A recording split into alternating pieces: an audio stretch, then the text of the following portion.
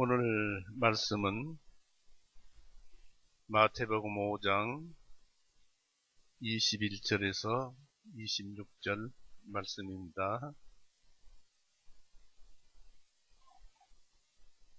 마태복음 5장 21절에서 26절 같이 읽어봅니다. 읽습니다.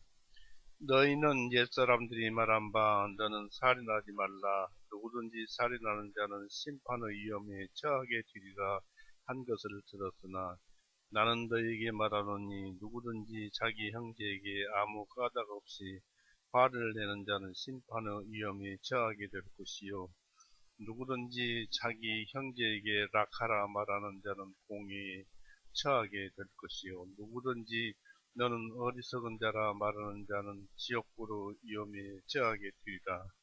그러므로 만일 네가 예물을 제단에 드리려고 가져오다가 네 형제가 너를 대적할 일이 있는 것이 생각나거든 내 예물을 거기 제단 앞에 놓아두고 네 길로 가서 네 형제와 화해하고 그 후에 와서 네 예물을 드리라. 너를 대적하는 자와 함께 길에 있는 동안에 그와 속히 화해하라. 그 대적하는 자가 언제라도 너를 재판관에게 넘겨주고 재판관은 너를 관원에게 넘겨 감옥에 가둘까 염려하라. 진실로 내가 네게 말하노니 네가 마지막 한 푼까지 다 갚기 전에는 결산코 거기서 나오지 못하리라. 기도하시겠습니다. 은혜의 주 예수님, 오늘도 주님의 말씀으로 우리의 심령의 양식을 삼고자 나왔습니다. 또 오늘은 특별히 주님께서 우리를 위해서 피 흘려 죽으신 그날을 기념하라 하신 6월절의 날이옵니다.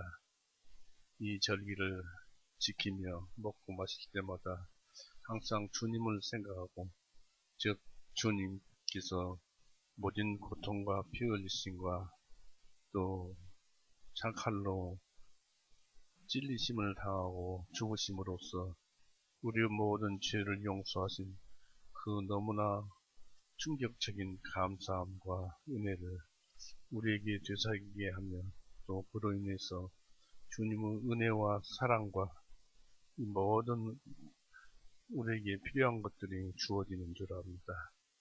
이런 속에서 우리가 주님을 감사하오며 또 언제나 즐거운 마음으로 이 생을 살아갈 수 있는 능력과 힘을 얻는 줄 압니다. 그러나 우리의 삶이 순탄치 못하고 참으로 이런 일 저런 일을 많이 겪습니다.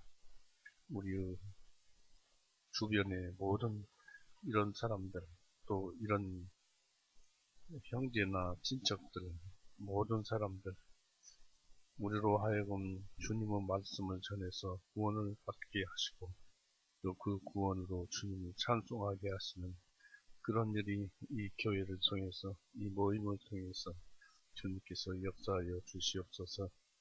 우리는 그저 주님의 은혜만 바라보고 또 오늘 같은 날을 맞이해서 주님을 찬송하고자 모였습니다. 끝나는 시간까지 주님께서 함께하여 주옵소서.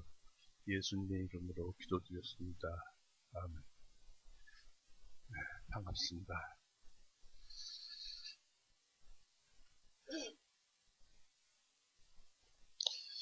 이 종교교회나 복음교회나 이 율법을 잘 몰라요. 율법이 어떤 것인지 잘 모르고 또 그 율법을 맹목적으로 섬기는 사람이 있고 또 율법이다 해서 복음교회는 율법은 우리와 상관이 없는 것이다. 그저 죄를 깨닫게 하려고 우리에게 주신 것이다. 이런 정도로만 율법을 생각합니다만은 율법이 그런 것이 아니에요. 율법은 하나님의 뜻이에요. 하나님의 뜻은 영원 불변이고 처음서부터 알파와 오메가입니다.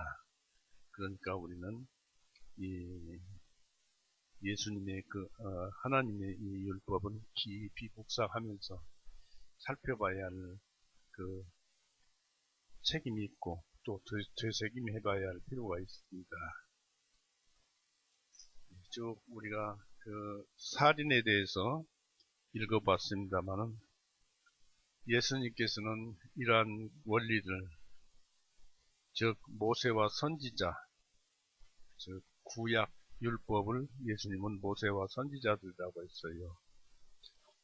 그들이 여전히 율법과 예언서 지배자였으나 서기관과 근래의 서기관과 바리새인들은 그 지배자는 아니라는 사실들을 예수님께서 규정하심으로써 그들이 어떤 특별한 신뢰에서 율법을 해설하거나 율법의 해설을 붙였던 퇴폐한 율법으로부터 참율법을 변호하고 있습니다. 또한 훈계에 대하여라는 그런 말씀이 있는데 그 훈계에 대하여는 보다 분명하게 하고 우리로 그 훈계를 완전히 지키게 하려고 우리는 마음속으로 영적으로 이 율법을 지켜야 됩니다. 지키게 하려고 한 설명적인 그 규례를 접붙임으로써 그 훈계의 폭과 엄격성과 또 하나님은 영이심으로 율법의 영적인 본성을 드러내고 있습니다. 이러한 기준들에서 주님은 살인하지 말라는 10계명 중에 제6계명의 참된 의도와 완전한 한계를 따라서 그것을 설명해 주시고 있습니다. 21절에서는 그 명령 자체가 규정되어 있습니다. 너희는 옛사람들이 말한 바 너는 살인하지 말라 했습니다. 그리고 그것을 너희는 기억하고 있다. 또 예수님은 율법을 알고 모세의 글을 그대로 회당에서 안식일에 읽었던 자들에게 말씀하고 있습니다. 너희는 살인치 말라는 명령이 그들에 의해 또는 옛사람들에게 말한 바라고 하여 너희는 들었다 하면서 여기서 하나님의 율법은 새로운 법이 아니라 옛 시대부터 그들에게 전해진 고대 법이지만은 그 본질에 있어서 변하지 않고 결코 똑같으며 도덕법은 자연법이나 선악에 대한 영원한 규율들과 전제들 즉 영원한 인간의 지성 올바름과 일치하고 있습니다. 살인 즉 자살을 하든지 다른 사람을 죽이든지 간접적으로나 직접적으로나 또는 그것에 공모함으로써 생기는 모든 살인이 금지되어 있습니다. 하나님의 율법 즉 생명의 하나님은 우리의 생을 보호하는 울타리입니다. 그것은 노아의 규례 중에 하나였습니다. 읽어보고 갈까요? 창세기 9장.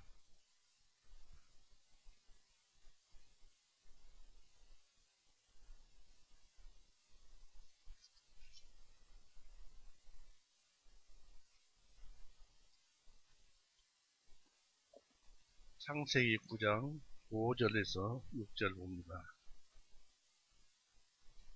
내가 반드시 네 생명들의 피를 요구하리니 모든 짐승 손에서 그 피를 요구할 것이요 사람의 손에서 그 피를 요구하리라. 내가 모든 사람의 형제의 손에서 사람의 생명을 요구하리라.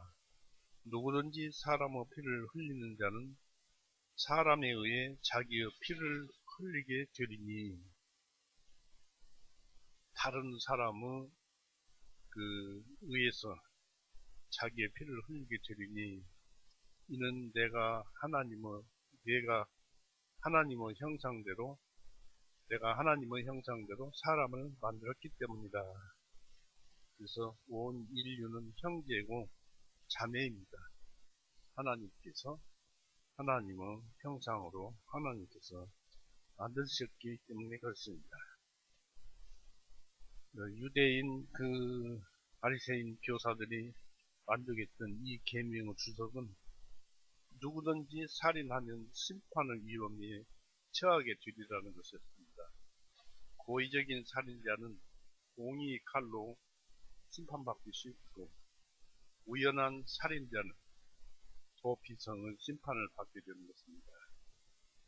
재판소는 그들의 주요 도시들의 성문읍 위에 위치해서 있었고, 재판장들은 대개 23명이었다고 합니다.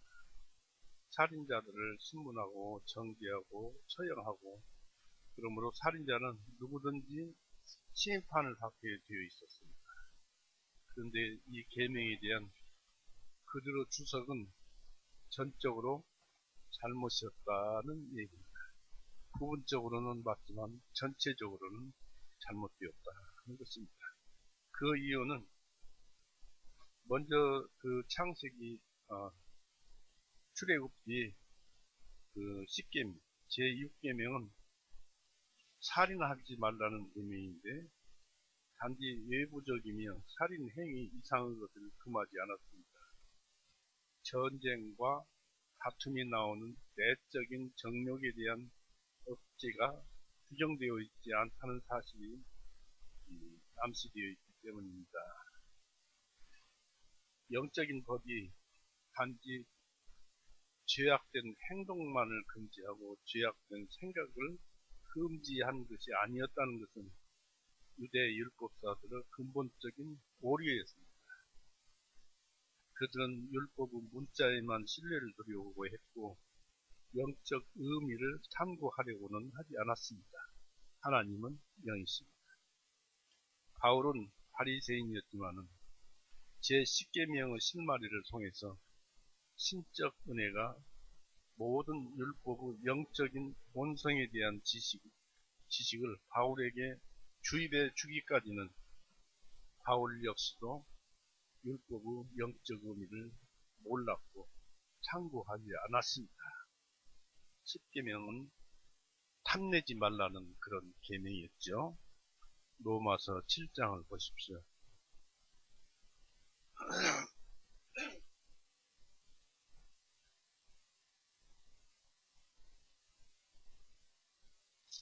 로마서 7장 7절. 그러면 우리가 무슨 말을 하리요? 율법이 죄냐? 하나님께서는 금하시느니라. 아니라 율법에 의하지 아니하고서는 내가 죄를 알지 못하였으니 곧 율법이 너는 탐내지 말지니라 하지 아니하였더라면 나는 탐욕을 알지 못하였으리라 하면서 그 탐욕을 알게 된 내력이 쭉 내려오면서 14절을 보십시오. 14절에 이는 우리가 율법이 영적인 줄을 알거니와 나는 육신적이어서 죄 아래 풀렸기 때문이다. 즉 율법은 영적인 것이다라는 얘기입니다. 그래서 탐심, 탐욕, 이것에 대해서 그 계명이 들어오니까 묵상을 하고 하나님의 성령이 감동을 주니까 이 살인하지 말라는 뜻이 이런 뜻이었구나, 욕심을 내지 말라는 뜻이었구나, 여기에서부터 모든 죄가 생성되는구나, 이것을 바울이 깨달았어요. 그러니까 살인이라는 것은 남을 미워하는 데서부터 시작됩니다. 그래서 그들의 다른 오류는 이 율법이 단지 그들에게 정치적이고 통치적으로 주어진 것이고, 또한 그들의 법정에 필요한 규칙 외에 그 이상은 아무것도 아니라고 하는 것이었습니다. 예수님 당시의 율법사들 생각입니다. 그들은 그들만이 율법의 백성인 것처럼 행세했고, 율법의 지혜도 그들과 더불어 사라져야 하는 것처럼 오해하였습니다. 제6계명에 대한 예수님의 주석은 우리에게 알려주시는 것은 후에 심판을 받아야 한다는 사실을 확신할 수 있습니다. 우리는 그리스도인이든지 그리스도인이 아니든지 누구든지 예수님 앞에 가서 심판을 받게 됩니다. 그 계명은 범위가 매우 넓으며 육신의 뜻이나 사람의 뜻에 의해서 제한되지 않습니다. 예수님은 성급한 분노는 마음속으로 살인하는 것임을 가르치고 있습니다. 22절 보십시오. 마태복음 5장 22절. 나는 너희에게 말하노니 누구든지 자기 형제에게 아무 까닭 없이 화를 내는 자는 심판의 위험에 처하게 될 것이요 했습니다.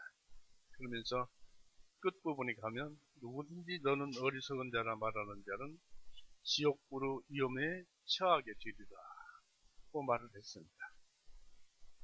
또 그뿐이니까 사도 요한은 형제를 미워하면 살인하는 자라고 요한 1서 3장 15절에 기록되어 있습니다.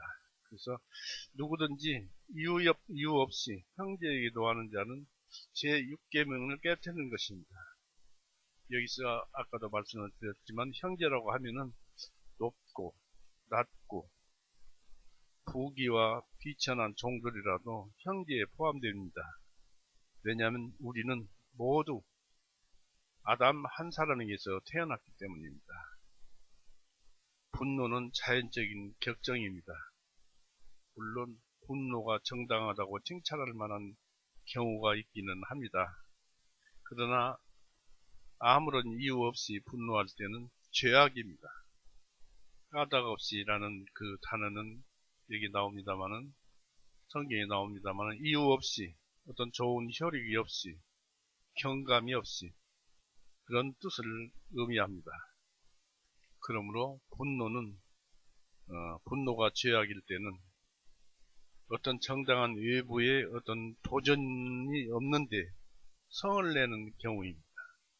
아무런 까닭 없이, 이유 없이, 정당한 이유 없이, 크고 어울리는 이유 없이 성을 내는 것을 말합니다. 어쩔 도리가 없는 것, 쉽사리 잊어버릴 수 있는 것이거나 사소한 경우에는 쉽사리 범죄할 수 있거나 자신에게 성을 내서는 안 되고, 또 그리고 어린아이나 종에 대해서 성을 내는 것이 이에 속합니다. 또한 우리가 근거 없는 추측에 근거해서 성을 내거나 말할 가치가 없는 사소한 모욕에 대해서 분노하는 경우를 말합니다. 어떤 좋은 목적 없이 단지 우리의 권위를 나타내거나 짐승적인 격정을 만족시키기 위해서, 또는 사람들에게 우리의 원한을 알도록 하거나 복수를 위해서 감정을 폭발시키고 분노하는 것은 헛된 일이고 자신을 상하게 하는 짓입니다.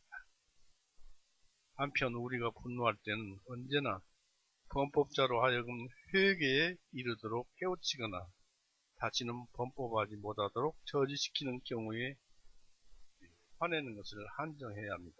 즉 우리 자신을 정결케 하거나, 고린도후서 7장 11절에 잘 기록되어 있습니다만은, 다른 사람들을 경고하는 경우입니다. 정당한 범위 이상으로 분노할 때, 우리가 격심하고 난폭하고 무분별하게 화를 낼 때, 우리가 불쾌하게 여기는 자들을 해치려고 성을 낼 때는 죄악이 됩니다.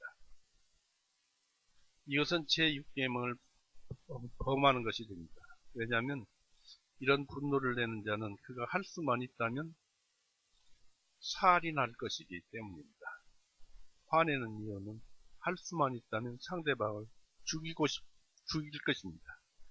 즉 그는 살인을 향해서 한 발짝 발을 내딛은 것입니다. 가인이 자기 동생을 죽인 것은 분노에서 비롯되었습니다. 가인은 친동생을 죽였죠. 그 가인은 살이가 비롯된 그 마음을 아시는 하나님이 보실 때는 살인자입니다.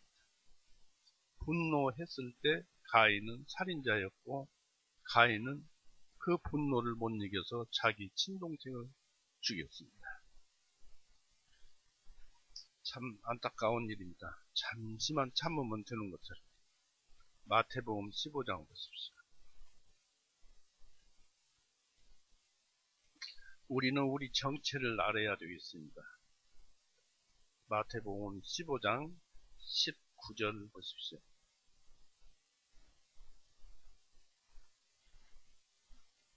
이는 마음으로부터 나오는 것은 악한 생각들과 살인들과 간음들과 음행들과 도둑질들과 거짓 증인들과 하나님을 모독하는 것들이기 때문이니 했습니다. 이것이 마음에서 나오는 것들입니다. 예레미야 17장.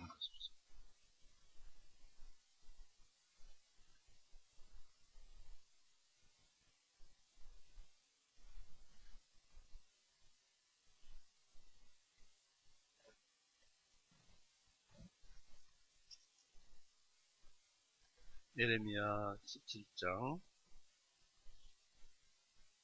9절 10절 보십시오. 만물보다 거짓되고 심히 사악한 것은 마음이라. 누가 그것을 알 수 있으리요? 나 주는 마음을 살피며 나는 속 중심을 시험하나니 곧 각자에게 자기 행실에 따라 자기 행위 열매대로 보응하느니라. 여러분, 자기 마음 생각해 봤어요? 구원을 받았어도 자기 마음은 이 하나님 말씀을 떠나거나 믿음 없이 말을 할 때는 전부 악한 거예요. 여기서 우리가 성경 말씀을 듣고 성경 말씀을 하고 하니까 조금 선한 듯 보이지만은 세상에 나가서 말을 하고 생각을 하고 하는 것은 그 마음 자체가 전부 악한 거예요. 조금 욕심내고 또 쉽게 얘기해서 육신의 정욕, 이생의 자랑, 안목의 정욕 이런 것들에 휩싸여서 그런 말들만 합니다. 그게 통탄할 일입니다. 다시 읽어봅니다. 사람의 마음을 이렇게 표현했어요. 만물보다 거짓되고 심히 사악한 것은 마음이라. 누가 그것을 알 수 있으리요? 누가 알겠느냐 이것입니다. 자기가 악한 말을 하고 악한 생각을 하고 가인 같은 살인의 생각을 하는데 누가 알겠느냐? 나 주는 마음을 살피며 나는 속중심을 시험하나니 곧 각자에게 자기 행실 따라 자기 행위요 열매대로 보응하느니라. 자기 자신을 돌아보면 다 이와 같이 마음이 무지하게 악합니다. 누구 다 말할 것 없어요. 구원받은 사람도 말씀과 동행할 때 유의는 전부 악합니다. 그러니 구원 안 받은 사람은 얼마나 더 하겠습니까? 이것을 다시 한번 깊이 생각을 해보고 참 소름이 돋고 전율이 일어나는 그 말씀대로 이 마음을 참 잘 다스려야겠구나. 마가복음 한번 보십시오. 마가복음 7장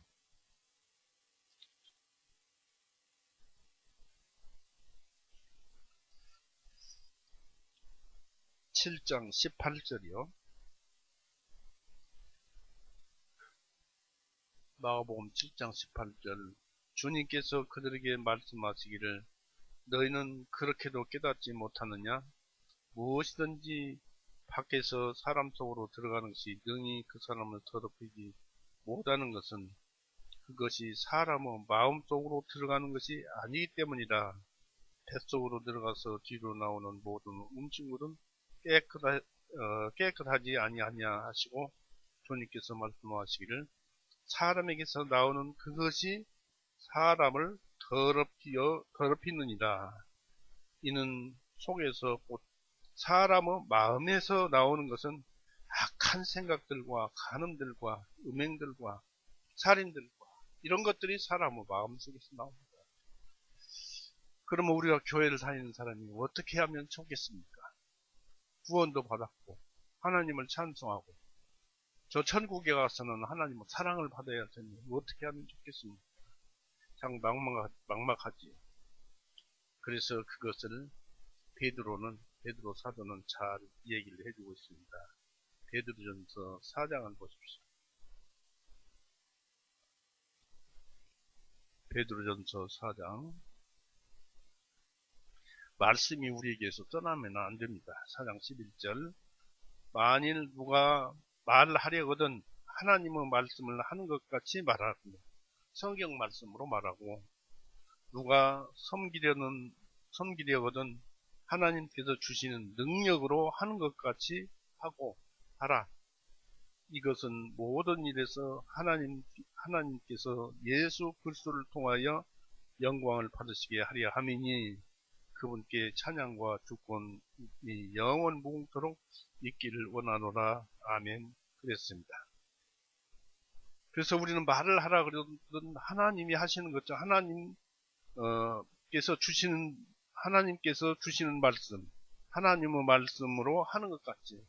그러니까 우리가 말을 하면 성경 말씀에 이런 말씀이 있습니다. 성경 말씀이 이렇다는데, 또 누구와 대화할 때도 마음속에 성경 말씀이 이런데, 그렇다면 나는 어떻게 말을 해야 되겠는가? 이런 식으로 할 때만 우리 마음이 심히 사악하고 부패한 것에서 벗어나는 것입니다. 우리에게는 그런 은혜가 주어졌어요. 능력도 주어졌어요. 그래서 우리 마음을 잘 다스려야 합니다. 그러면 살인도 면해요. 3번 참으면 살인도 면한다고 그런다마는, 그렇게 하나님 말씀이 우리 안에 되새겨지면은 화를 참을 수도 있습니다. 예수님은 제자들과 무리들에게, 형제에게 무리한 말을 하는 것은, 즉 락하나 어리석은 자, 미련한 자라고 부르는 말로서 혀로서 형제를 살인하는 것이라고 말을 하고 있습니다. 살인이 꼭 죽여야 살인이냐? 말로서 사람을 죽이는 것이다 라고 예수님은 말을 합니다. 왜냐하면 예수님도 영적인 분이기 때문에 그렇습니다. 이런 것이 온유함이나 좋은 목적을 위해서 행해질 때는 다른 사람들에게 그들의 허영과 어리석음을 깨닫게 하려고 하는 것은 죄악이 아닙니다. 뭐라고 나무를 할 때, 야고보는 어리석은 사람아, 바울은 너 어리석은 자여 했고, 예수님은 어리석고 마음이 둔한 사람아 라고 마가복음 8장 17절에 얘기하셨습니다. 그러나 이런 말이 책망과 분노나 악의에서 비롯될 때는 지옥에서 붙여진 불입니다. 이런 동일한 특성 아래로 떨어지는 것입니다. 즉 내가 악한 말을 하고 살인의 생각을 하고 화를 내고 하는 것은 그 순간에 그 사람 마음속은 불이에요. 지옥에서 붙여진 불티가 날라와서 붙은 불이라는 얘기입니다. 심령이 불이나 마찬가지예요. 즉 악을 말할 때는 지옥불의 맛을 경험하고 있는 것입니다.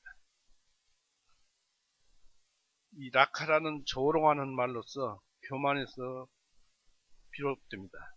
즉 너 머리가 어리석은 친구여, 이 말은 솔로몬이 망령된 자라고 부르는 자에 해당하고, 우리의 형제를 짓밟으며 그를 개처럼 멸시하는 것입니다. 바리새인들이 말을 하기를 율법을 알지 못하는 이 무리는 저주를 받은 자라고 말하는 것입니다. 그들은 벌써 그렇게 말하는 순간에 지옥불의 맛을 보고 있는 것입니다. 이 미련한 자라는 말은 악의적이며 미움에서 비롯됩니다. 앞에 그 락하는 분별 없이 사람들에게 말하는 것이고, 어리석은 자 또는 미련한 자라고 부르는 것은 은혜 없이 말하는 것입니다. 비난이 상대의 영적인 상태에 영향을 주면은 줄수록 그것은 더욱 악화되는 것입니다. 앞에 락하는 우리의 형제에 대한 오만한 모욕이고, 이것은 하나님께 버림받는 것처럼, 그 사람이 버림받은 것처럼 악의적으로 비난하며 정죄하는 것입니다. 그래서 이 둘은 제6계명을, 살인하지 말라는 6계명을 범하는 일입니다. 악의적인 중상과 비난은 혀 아래의 독으로서 은밀하고 서서히 살인합니다. 독한 말은 갑자기 상처를 내는 화살과 같고 시편 64편 3절에 기록되어 있습니다. 뼛속에 박힌 검과 같습니다. 생명보다 더 좋은 우리 이웃의 이름은 이로 말미암아서 손상을 받고 말살되는 것입니다. 이웃에게 악을 품는 것은 우리가 할 수만 있다면 그의 생명을 해치려고 한 것과 같습니다. 예수님은 그들에게 낙하나 미련한 자라고 말하는 이 죄를 아무리 가볍게 여겨왔다고 할지라도 반드시 심판을 받을 것이라고 말을 하고 있습니다. 이미 어겼으니까요. 형제에게 노하는 자마다 심판과 하나님의 진노를 받게 될 것입니다. 즉 낙하라고 부르는 자는 공회에 잡히게 될 것입니다. 즉 이스라엘인을 욕설한 것에 대해서 공회에 의해서 형벌을 받게 될 것입니다. 미련한 놈이라고 하는 자는 불경스런 지옥의 자식이라고 말하는 자는 지옥불에 들어가게 되리라고 말합니다. 유대인들은 세 가지 사형법을 말을 하고 있습니다. 어느 것도 다 악한 것이었습니다. 교수형은 재판에 의해서 부과되었고, 돌로 치는 형은 공회에 의해서 이루어지고, 화형은 예적인 경우에만 사용되었다고 합니다. 화형은 흰놈의 아들 꼴짜기에서 집행되었다고 하는데, 그래서 성급한 분노와 비난할 만한 말은 저주스러운 죄임을 말해줍니다. 그러나 어떤 말은 다른 것들보다 더 죄스럽습니다. 따라서 더 큰 정죄와 그들을 위해 예비된 쓰라린 형벌이 있습니다. 이에 예수님은 가장 두려운 형벌이 무엇인가를 보여줌으로써 가장 사악한 죄가 어느 것인지를 보여주고 있습니다.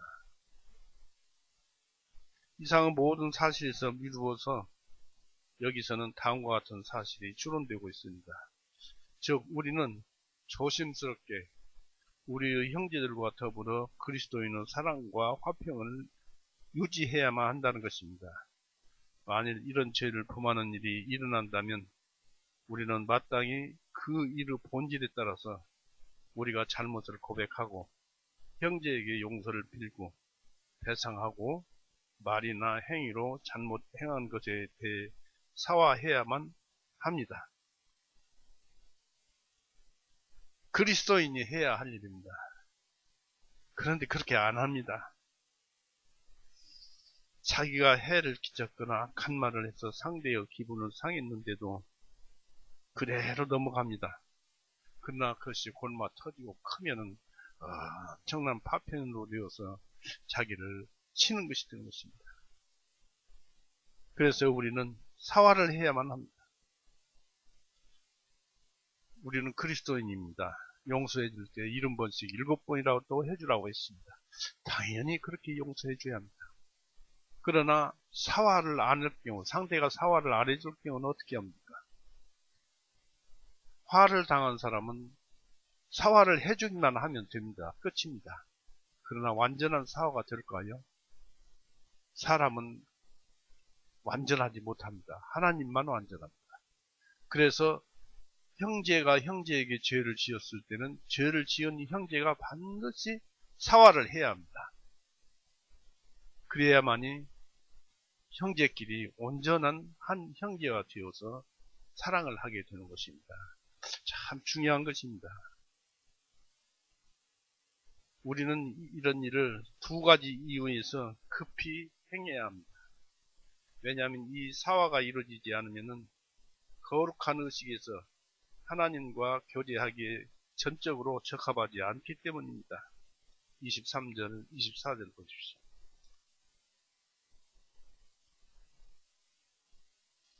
그러므로 만일 내가 예물을 제단에 드리려고 가져오다가 내 형제가 너를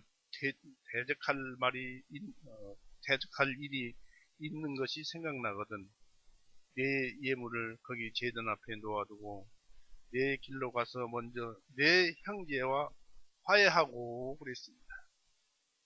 그 후에 와서 내 예물을 드리라. 상대의 마음을 헤아려 주지 않는 것은 상대를 욕하는 것과 똑같은 것이죠. 내 형제와 화해하고 그랬습니다. 반드시 그래야 합니다. 그래야 상대의 마음을 편안하게 해줘야 내 마음이 편해질 것입니다. 그렇지 않을 경우는 지옥불이 계속 붙어 다니는 것입니다. 여기서 가정된 경우는 내 형제가 너를 대적할 일이 있는 것이 생각나거든요.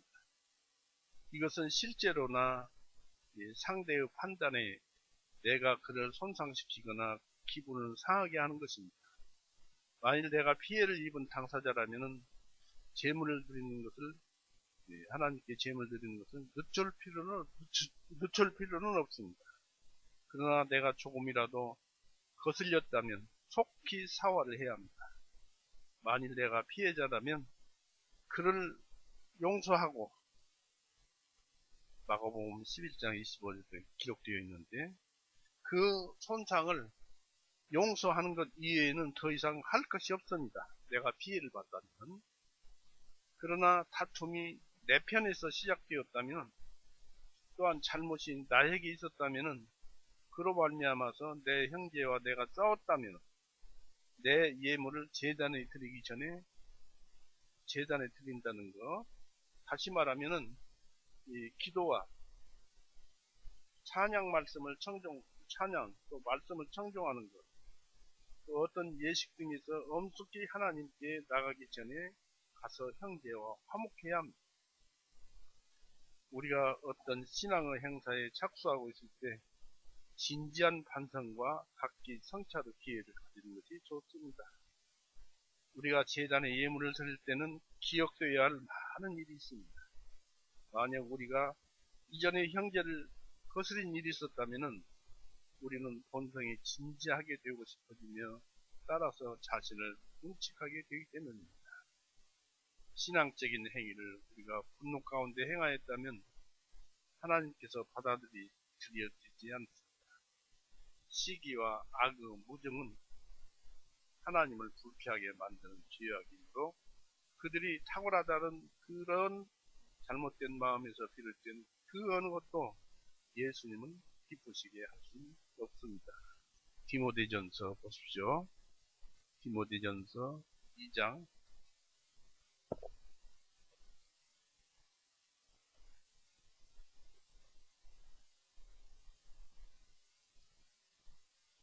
디모데전서 2장 8절. 그러므로 나는 모든 곳에서 남자들이 분노하거나 의심이 없이 거룩한 손을 들어 기도하기를 원하노라 했습니다. 기도하기도 남을 화나게 하고 죄를 지으면 기도가 안 나오지요. 이 기도는 하나님께서 들으시는 것인데 그렇습니다. 그래서 디모데전서 2장 8절에 그렇게 말씀하셨고, 그 다음에 분노 중에 드리는 기도는 쓰디 쓴 것이라고 그랬습니다. 이사야 1장 한번 보십시오.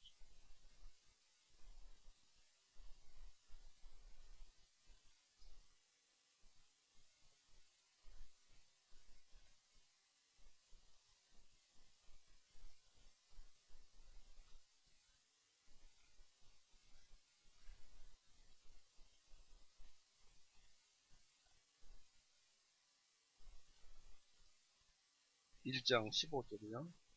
너희가 너희 손을 펼 때 내가 손을 펼 때가 기도할 때입니다. 기도할 때 내가 너희에게서 내 눈을 가리우리라. 참으로 너희가 기도를 많이 할지라도 내가 듣지 아니하리라. 이는 너희 손이 피로 가득하기 때문이라. 많이 미워했으면 많이 살인한 것입니다. 그래서 피가 가득하리라고 얘기됐습니다. 또 이사야 58장 보십시오.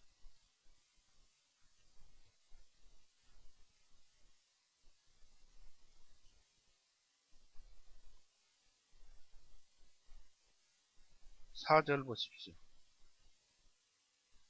보라, 너희가 투쟁과 논쟁을 위하여 금식하며 사악한 주먹으로 치니 너희가 이날에 한 것 같이 너희 목소리를 높은 곳에서 들리게 하려면 금식하지 말지어다. 아무것도 듣기 싫다, 그런 얘기입니다. 기도를 해도. 그래서 사랑과 자비는 모든 번제물이나 희생제물보다 더 나으니까, 번제물보다 희생제물보다 나으니까 하나님은 예물이 드려지기 전에 죄를 지은 형제와 화목하실 것을 원합니다.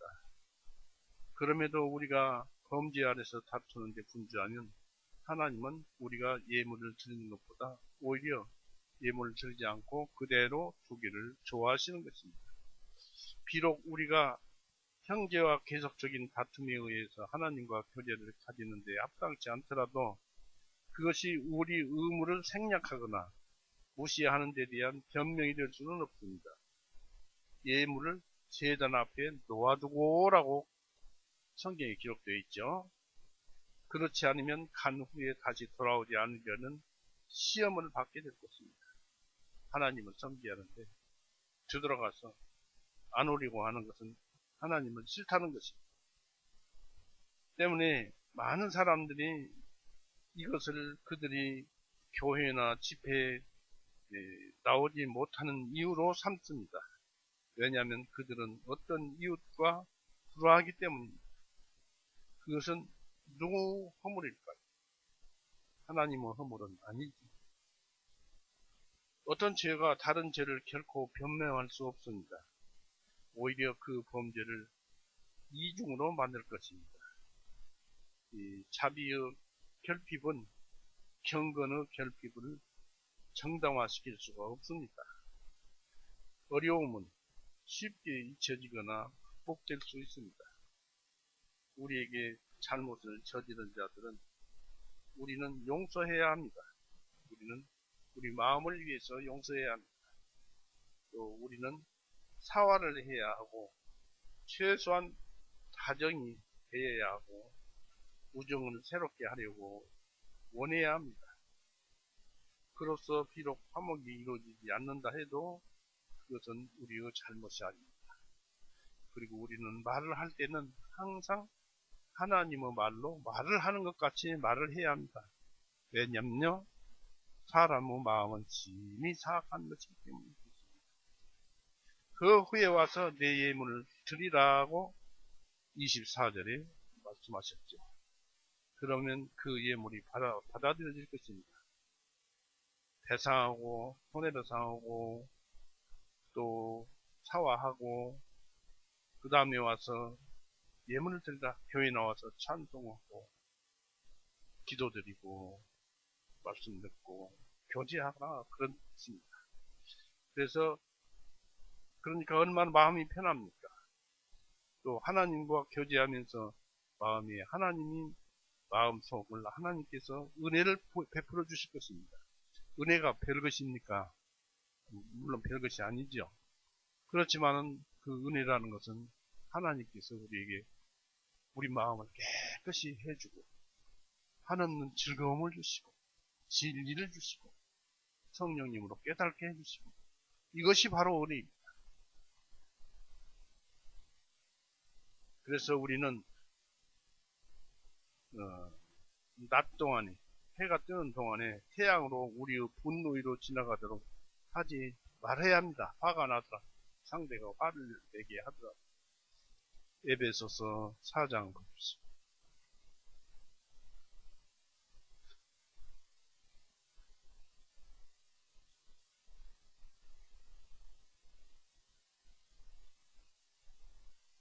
(4장) 26절 보세요.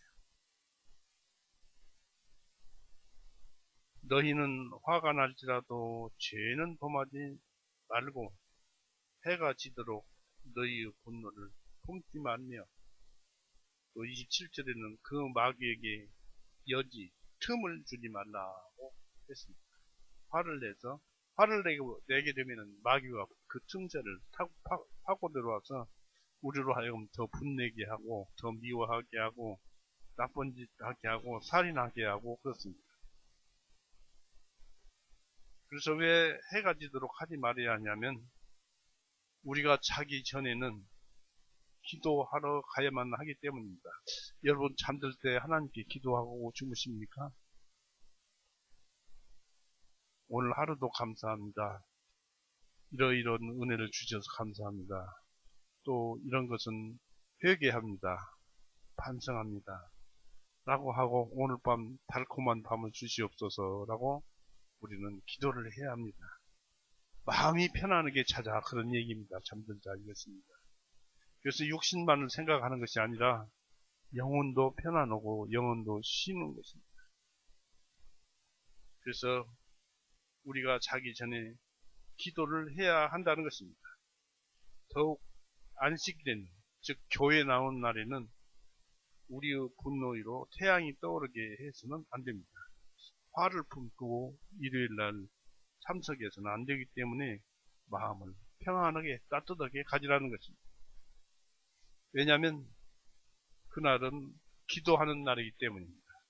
하나님과 교제하는 날이기 때문에 그렇습니다. 그리고 또 사화가 급히 행해지지 않으면 우리는 더 어려운 위험에 처하게 되기 때문입니다. 25절, 26절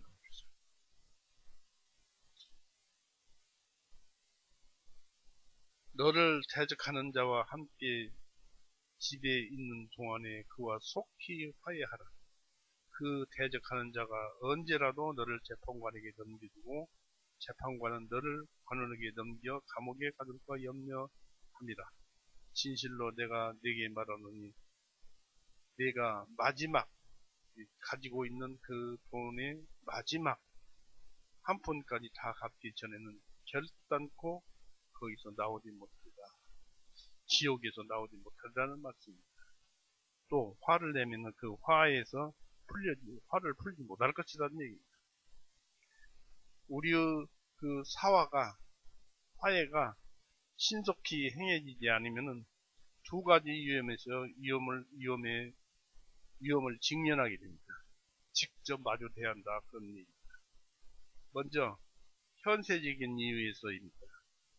만일 우리가 형제의 몸이나 물건, 명성에 있어서 손상을 입혔고 또 이로 인해서 형제가 이런 보상을 받기 위해서 어떤 행동을 유발시킨다면은 겸손한 순종과 올바르고 평화로운 배상에 의해서 재판을 못하도록 하는 것이 우리의 지혜요 형제에 대한 의무입니다. 그렇지 아니하면 그는 법으로 보상을 받으려고 끝에는 감옥에 가는 일이 발생할 수 있습니다. 이런 경우에는 우리가 할 수 있는 데까지 타협하고 사과하는 것이 계속 다투는 것보다 좋습니다. 왜냐하면 법과 다투는 것은 무익합니다. 그 법에 의해서 짓궂어질 위험이 있습니다.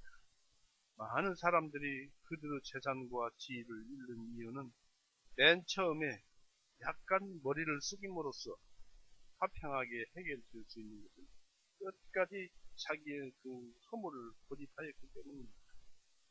솔로몬은 보증의 경우 이렇게 말했습니다. 보증 서주는 것도 죄고 잘못입니다. 잠언서 보십시오. 보증에 대해서 솔로몬은 이렇게 했습니다. 잠언서 6장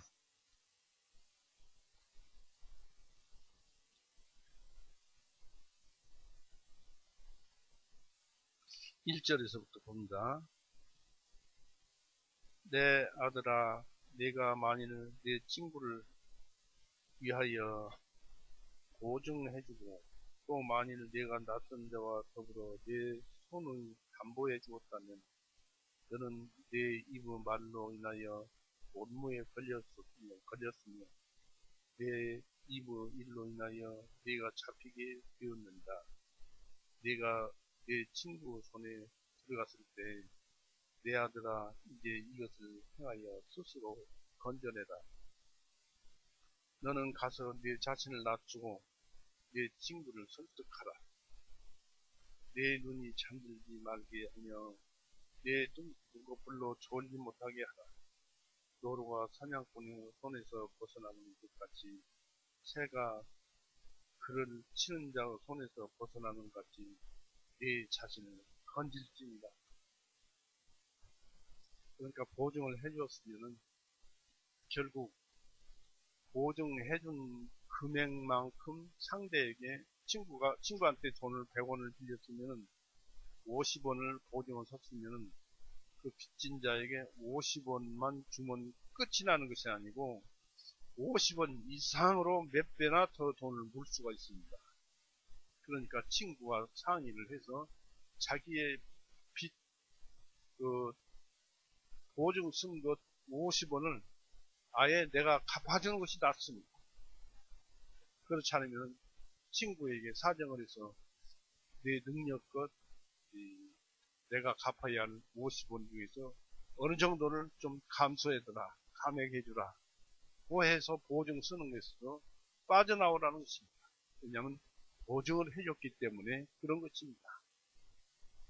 그 보증은 그렇게 해서 상대의 마음도 아프게 하는 그런 것이기 때문에 그것도 죄다 이것입니다. 보증하는 것은 안 해주는 게 좋아요. 결국 사람 잃고 돈 잃고 다 잃습니다. 그래서 무조건 타협하는 것이 좋습니다. 왜냐하면 율법은 희생이 크기 때문입니다. 우리는 공의를 행해야만 합니다. 그리고 대적하는 자와는 타협해야 합니다. 그렇지 않으면 우리 자신은 그 완고함으로 인해서 상대가 격노하게 되고 끝까지 자신의 요구를 관철시키려 할 것이고 그가 맨 처음에 완화시키려 했던 계획을 취소할 것이기 때문입니다. 감옥은 그들 자신의 교만이나 방탕, 고집이나 어리석음에 의해서 투옥된 자들에게는 불편한 장소입니다. 영적인 이유에서는 가라 먼저 내 형제와 화해하고 공평 정대와 또 그와 친속하라는 것입니다. 왜냐하면 다툼이 계속되는 경우에는 예물을 제단에 가져오는 것이 적합치 않고 죽기에도 적합치 않습니다. 만일 죄 가운데 계속 생활한다면 하나님의 진노에 의해서 갑자기 체허감을 당할 위험성이 있습니다. 만일 불법이 내 책임이 된다면 영원히 망하게 되는 것입니다. 지옥은 악의와 무자비 가운데 살다 죽은 자들과 다투기를 좋아하는 자, 그런 자들을 위한 감옥입니다. 로마서 2장 한번 보십시오.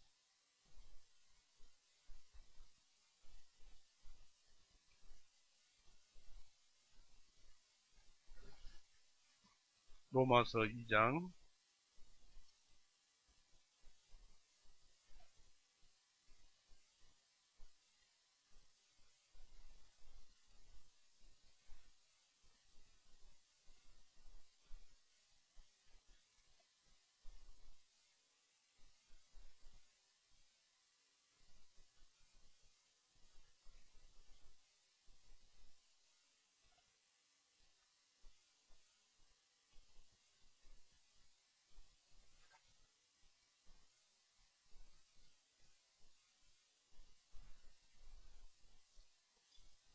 2장을 보라면서 제가 입장을 주고 있습니다.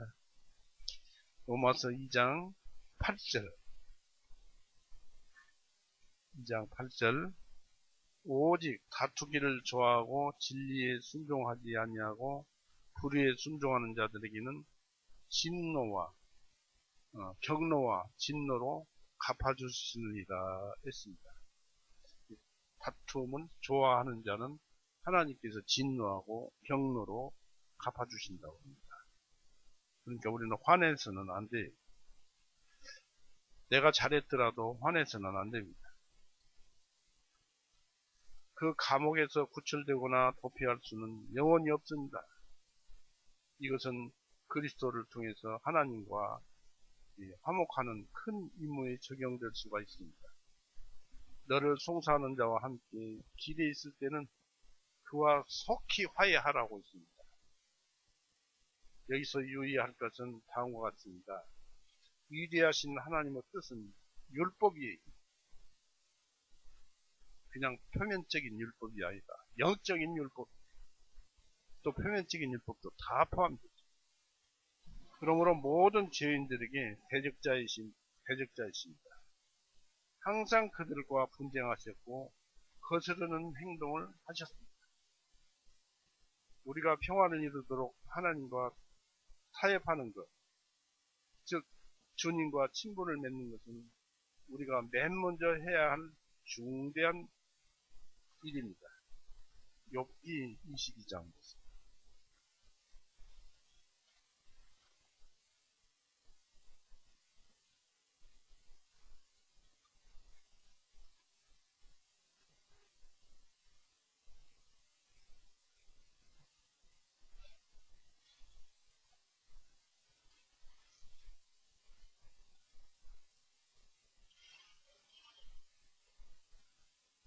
21절 보세요. 22장 21절. 이제 너는 그분을 알려 화평하게 하라. 그리하면 좋은 것이 내게 임하리라. 내가 내게 원하노니 너는 그분의 입에서 율법을 받아들이고, 바로 예수님을 같이 있죠. 그분의 말씀들을 내 마음에 쌓아두라. 만일 내가 전능하신 분께 돌아가면 너는 세움을 입을 것이요 내 장막에서 불법들을 멀리 치우리라. 그때 너는 그물을 티끌같이 쌓고 오비르 그물을 시내의 돌같이 쌓으리라 했습니다. 바로 예수님을 믿어서 구원을 받으면 금 쌓듯이 한없는 은혜를 쌓는 것입니다. 고린도후서 5장 보십시오.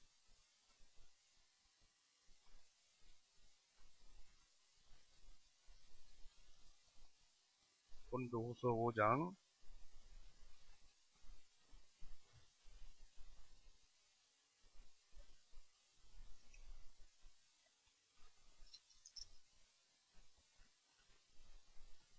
17절을 보십시오.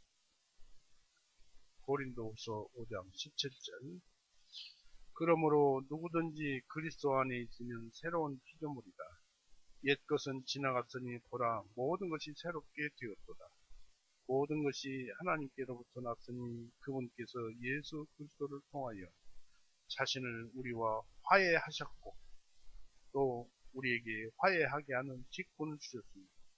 곧 하나님께서 그리스도 안에 계시어 세상을 자신에게 화해하게 하심으로 사람들의 허물들을 그들에게 돌리지 아니하시고 우리에게 화해하게 하는 말씀을 맡기셨는가. 그러므로 이제 우리는 그리스도를 위한 대사로서 하나님께서 우리를 통하여 너희에게 권고하신 것 같이 우리도 그리스도를 대신하여 너희에게 간구하노니 너희는 하나님과 화해하라 하십니다. 여기서 보면 알지만은 우리는 구원을 받고도 죄를 많이 짓습니다. 그럼에도 하나님께서는 그 죄를 기억지 아니하시고 화해하시고 당신의 그 율법을 어겼음에도 공의를 행하지 않으면 안 되는데도 그 예수님 때문에 용서를 해주십니다.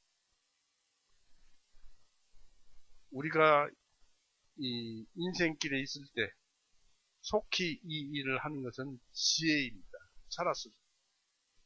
우리가 죽은 후에는 이미 늦어버려서 화해할 수가 없습니다. 그러므로 눈을 감고 졸지 말아야 합니다. 반드시 구원을 받아야 합니다. 그렇지 않으면 지옥이 있습니다. 마태복음 보세요. 25장.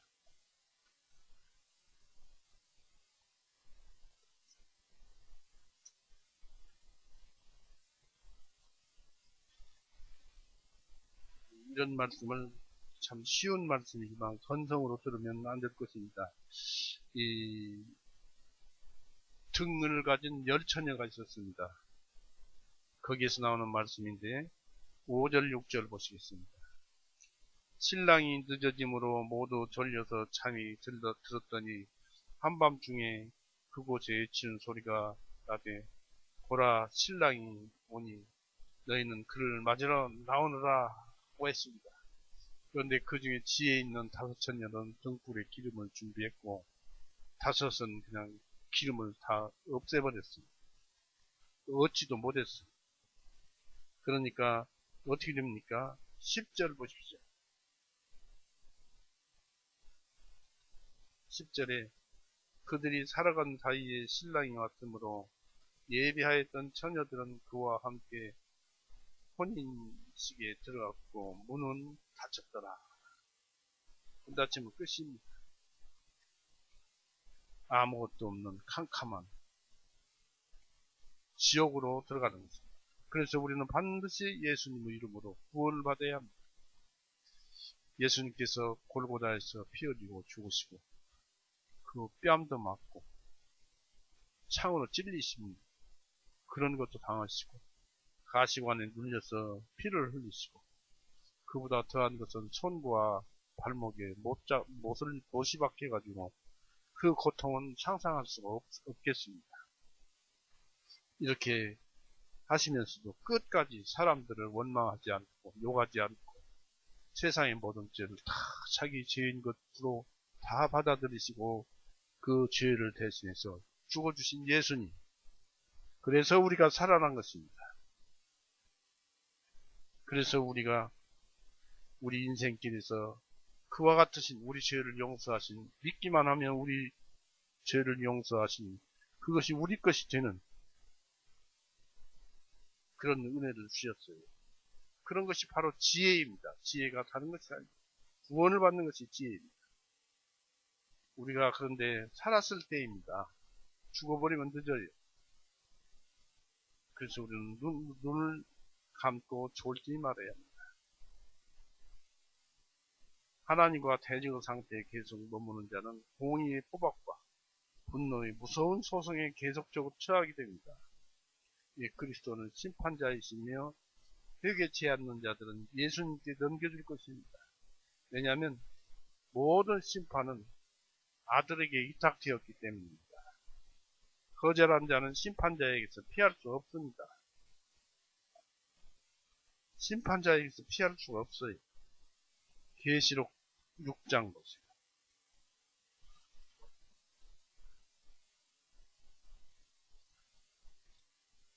심판받을 때 좀 어디를 피해보고 싶어도 피할 수가 없습니다. 6장 16절, 17절 보십시오. 그 산들과 바위들에게 말하기를 우리 위에 떨어져 보좌 위에 앉으신 그 얼굴과 어린 양의 진노로부터 우리를 숨기어라. 이는 그분을 진노하시는 큰 날이 임하였기 때문이니 누가 한 등이 서리요 하더라. 예수님 앞에 쓸 수 없다 이것입니다. 구원을 받은 사람은. 그래서 돌이 떨어져라. 우리를 없애든지 해서 미리 좀 없애졌으면 좋겠다. 그러나 그것도 행복이지요. 없어져서 사라지면 좋지만 지옥 가잖아요. 어린 양이 사자가 될 때는 두려운 일입니다. 천사들은 관리자이고 예수님은 천사들에게 죄인들을 넘겨줄 것입니다. 마태복음 13장 41절 42절에 다 기록되어 있죠. 마귀들도 그와 같은 일을 하면서 모든 불신자에게 형벌의 집행자로서 죽음의 권세를 가지고 있습니다. 히브리서 2장 보세요.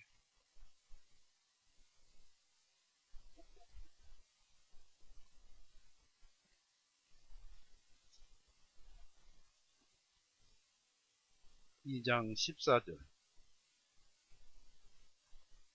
히브리서 2장 14절은 자녀들은 살과 피에 함께 참여하는 자들이 되는 것이요 그분 자신도 같은 모양으로 참여하는 자가 되시면 자신의 죽으심을 통하여 죽음의 세력을 가진 자인 그 마귀를 멸망시키시며 했습니다. 그래서 이 세상에서는 이 모든 권세가 우리 예수님에게 가지고 있어요. 죽음의 세력, 죽음의 권세도 권능도 모두 예수님께 가지고 있어요. 그래서 지옥은 하나님과 적대 행위를 계속하는 자가 던짐을 받게 될 감옥입니다. 감옥. 베드로후서 2장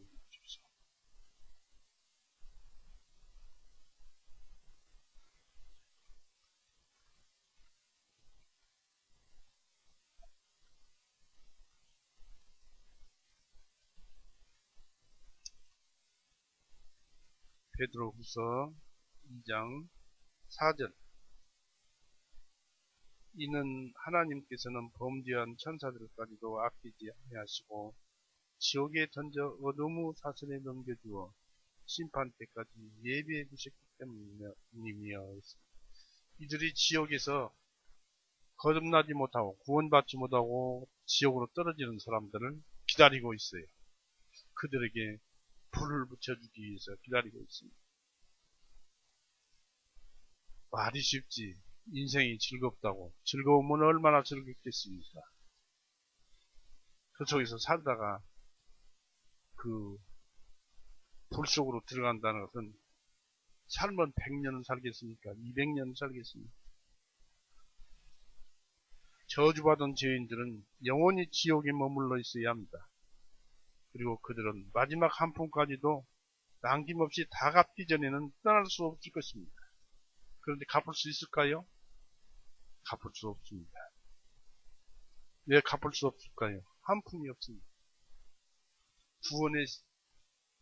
구원의 복음 한 줄기, 한 문장이 없으니까 못 갚는 거예요.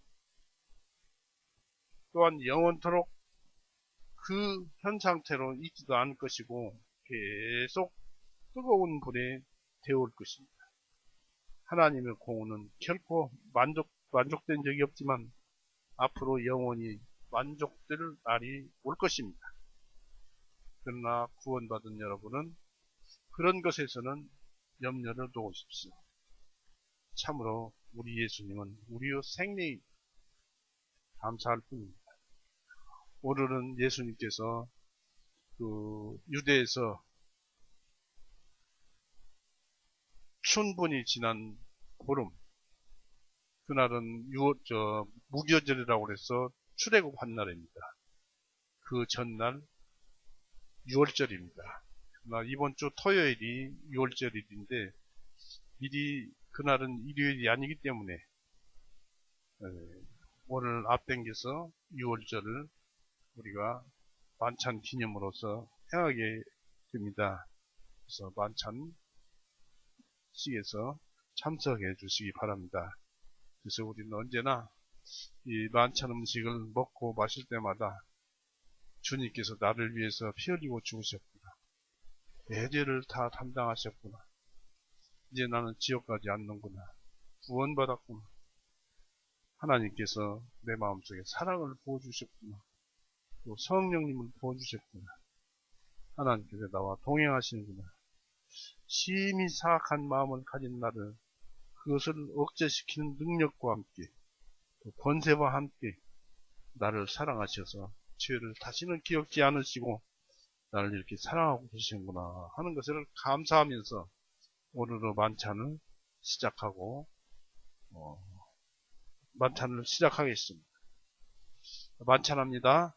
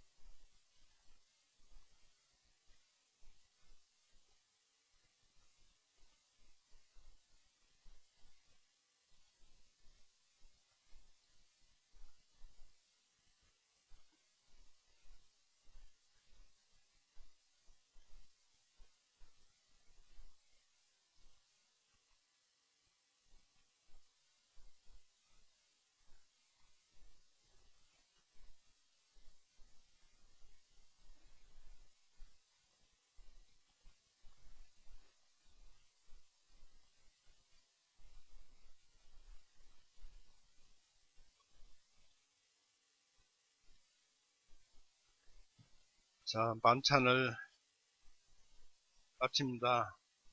기도하시겠습니다.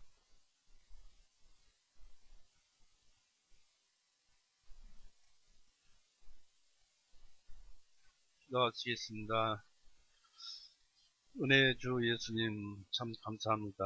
우리에게 만찬식도 허락해 주시고 또 그 안에서 주님의 그 크신 은혜를 생각해 보았습니다. 항상 주님의 그 은혜가 우리 마음에서 떠나지 않게 해 주시었고 삶에 있어서도 오늘과 같이 그 율법의 참 의미를 깨닫게 하셔서 우리의 그 마음에 선한 마음을 또 선한 마음의 기운을 불어넣어 주옵소서. 언제나 주님만 의지하고 살고자 하옵니다. 오늘도 감사드리며 예수님의 이름으로 기도드렸습니다.